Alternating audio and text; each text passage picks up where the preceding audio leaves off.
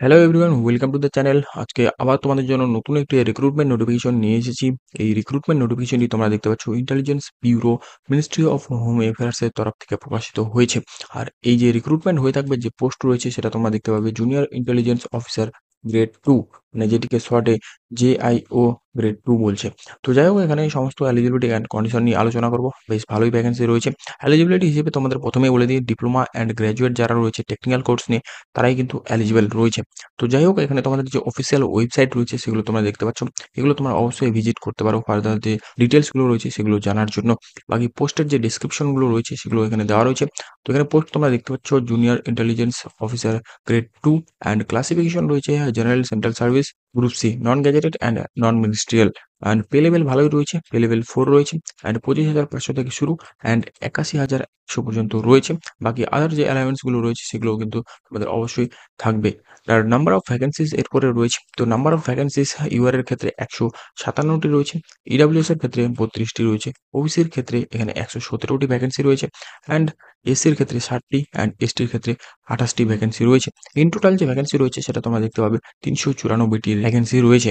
আর essential qualification এখানে তোমাদের প্রথমেই যেমনটা বললাম, ডিপ্লোমা রয়েছে ইঞ্জিনিয়ারিং নিয়ে, যাদের তারাই এলিজিবল রয়েছে।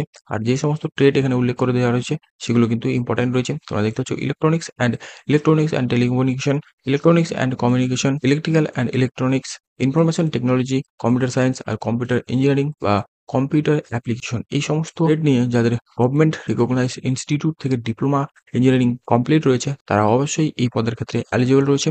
আর ডিপ্লোমা না থাকলে যাদের ব্যাচেলার ডিগ্রি রয়েছে টেকনিক্যাল কোর্স নিয়ে, যেমন electronics and computer science, physics, mathematics, এই সমস্ত যে সাবজেক্ট রয়েছে সেগুলো নিয়ে তারাও কিন্তু এলিজিবল রয়েছে। এছাড়াও এখানে তোমাদের কম্পিউটার অ্যাপ্লিকেশন নিয়ে তোমাদের ব্যাচেলার ডিগ্রি থাকলেও তোমরা এই পদের জন্য এলিজিবল রয়েছো। আর এজ লিমিট এরপরে দেওয়া রয়েছে। তো এজ লিমিট এখানে 18 থেকে শুরু হচ্ছে, অ্যান্ড 27 বছর পর্যন্ত রয়েছে। অ্যান্ড আপার এজ রিল্যাক্সেশন তোমাদের এসসি/এসটির ক্ষেত্রে 5 বছরের রয়েছে, আর ওবিসির ক্ষেত্রে এখানে 3 বছরের রিল্যাক্সেশনটা রয়েছে। এছাড়াও আদার যে আপার এজ রিল্যাক্সেশন ক্যাটাগরিগুলো রয়েছে সেগুলো যেমন সিভিলিয়ান রয়েছে বা এমপ্লয়ি রয়েছে যারা পিএসইউ বা গভর্নমেন্ট সার্ভিসে, তাদের ক্ষেত্রেও এখানে রিল্যাক্সেশনস গুলো দেওয়া রয়েছে। এগুলো তোমরা অবশ্যই যার যেমনটা দরকার সেটা দেখে নেবে। এখানে নোটসে বিভিন্ন ধরনের ডিটেইল বলে দেওয়া রয়েছে, এগুলোও চাইলে তোমরা দেখে নিতে পারো। নোটিফিকেশনটি আমার টেলিগ্রাম অথবা অফিসিয়াল ওয়েবসাইট থেকে তোমরা ডাউনলোড করে নিতে পারো।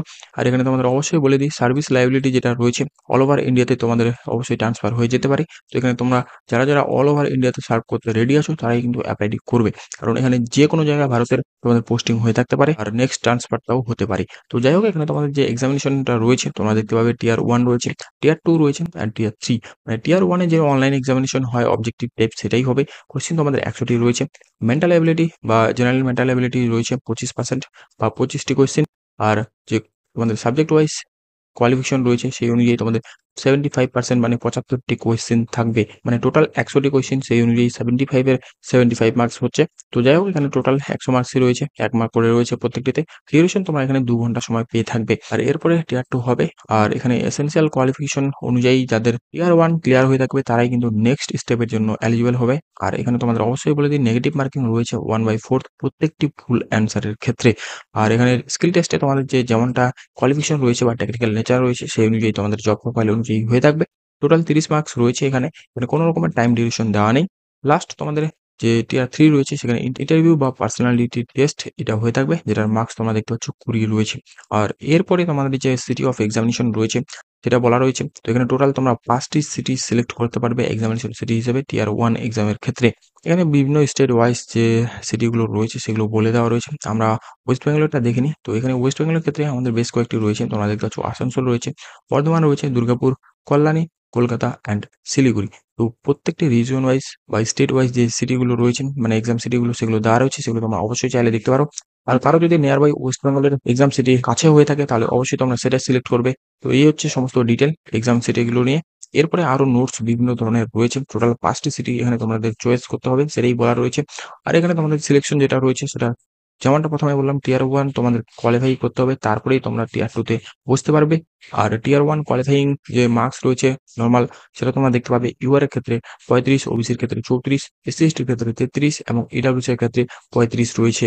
এরপরে পারফরম্যান্স এবং যে নরমালাইজেশন রয়েছে মার্কস, সেই অনুযায়ী তোমাদের টোটাল যে ক্যান্ডিডেট হবে তার 5 গুণ ক্যান্ডিডেটকে নেক্সট মানে স্কিল টেস্ট এবং পার্সোনাল ইন্টারভিউ এর জন্য ইনভাইট করা হয়ে থাকবে। এরপরে এখানে তোমাদের যে রেজোলিউশনস গুলো রয়েছে টাইকেস এর ক্ষেত্রে সেগুলো বলা রয়েছে। বেসিক্যালি এখানে টিয়ার 1 এ যাদের মার্কস বেশি আছে তাদের প্রেফার করা হবে।